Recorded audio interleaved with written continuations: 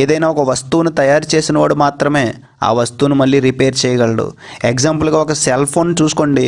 ఆ cell phone తయారు చేసిన వాడు ఆ సెల్ ఫోన్కి ఏదైనా రిపేర్ వస్తే ఆ సెల్ ఫోన్ తయారు చేసిన వాడి దగ్గరకు మాత్రమే వెళ్ళాలి. అప్పుడే వాడు దాన్ని రిపేర్ చేయగలడు. అప్పుడే దానికి ఆ మొబైల్కి వచ్చినటువంటి సమస్య సాల్వ్ అవుతుంది, తొలగిపోతుంది.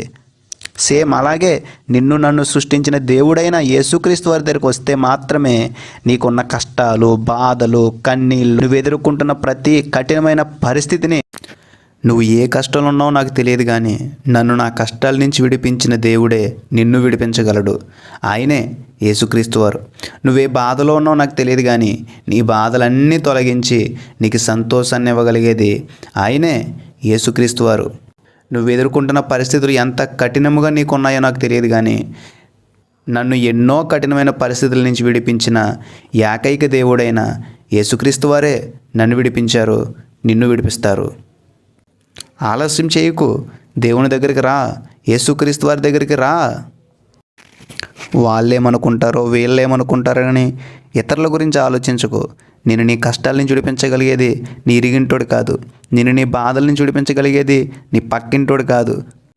అసలు నువ్వు ఎదుర్కొంటున్న పరిస్థితి నుంచి నేను విడిపించగలిగేది నీ కుటుంబంలో కానీ నీ బంధువుల్లో కానీ ఎవ్వరు నిన్ను విడిపించలేరు. కేవలం అది దేవునికి మాత్రమే సాధ్యము. రా యేసుక్రీస్తు వారి దగ్గరికి. నిన్ను సృష్టించిన ఆయనకి నిన్ను రిపేర్ చేయడం తెలుసు.